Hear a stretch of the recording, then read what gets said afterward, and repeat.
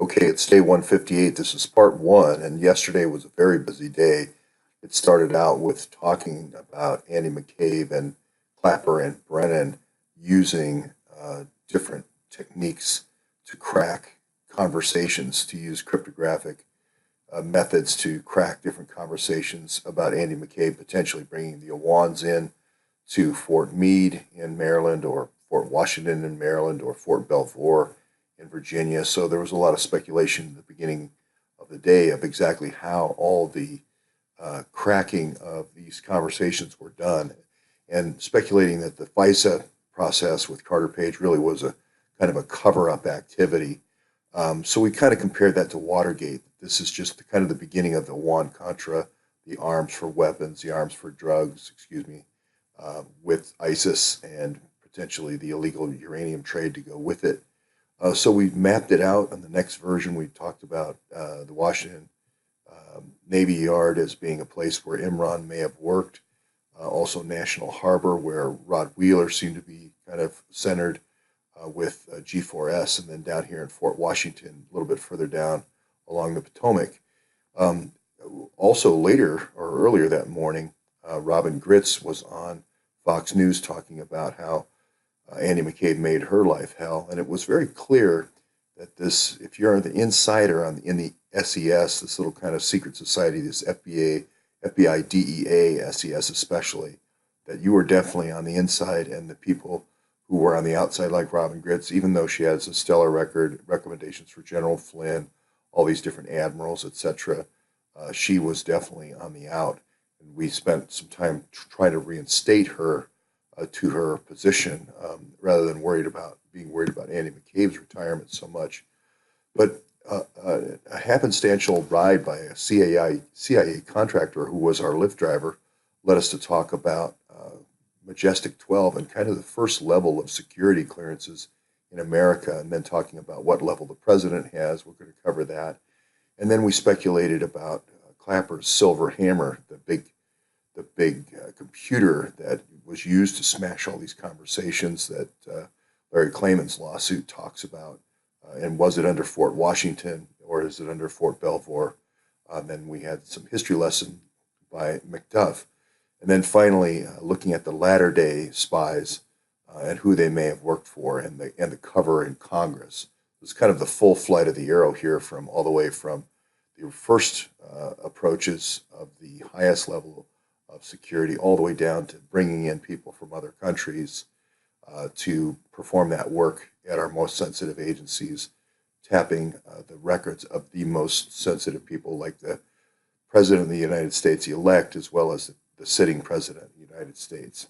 So the quick wrap up there is, of course, we talked about the big board. Our CIA contractor talked about that very famous scene with George C. Scott saying, with 21 million people, we're just getting our hair mussed in nuclear war.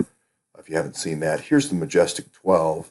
Again, there's a lot of UFO stuff that has been added to this to throw, but this really was quite a group of Navy intelligence officers. There was one Army intelligence officer, I believe, and then a lot of people who I'd consider scientists that venture capitalists would be very interested in.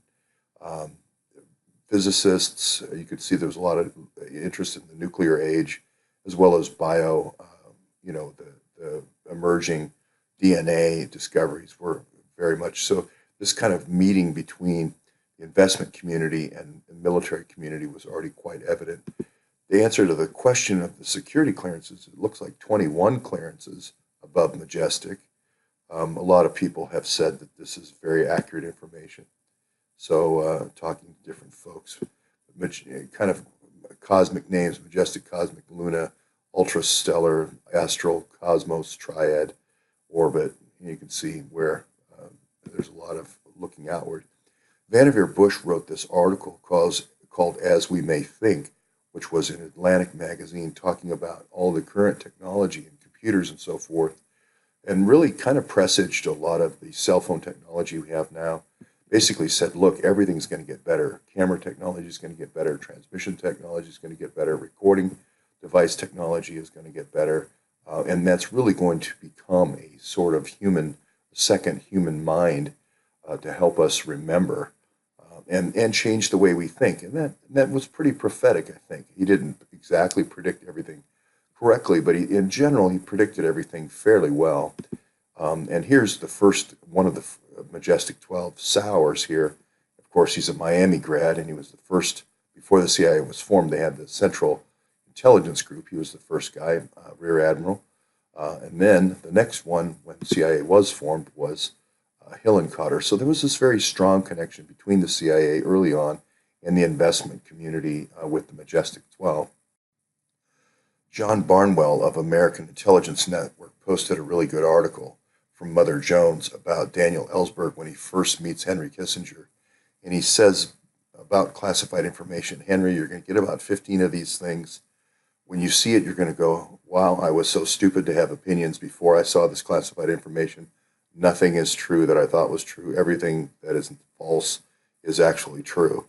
And that's the rule of intelligence. And then he said, for about 2 weeks, you're going to think you're a fool.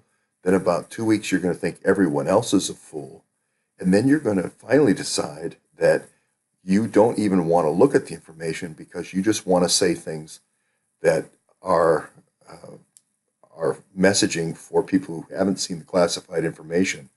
And that all your time is now spent on trying to get people to think the opposite of what is true, which I thought was a really interesting perspective. And one of the examples I would point to is Californium.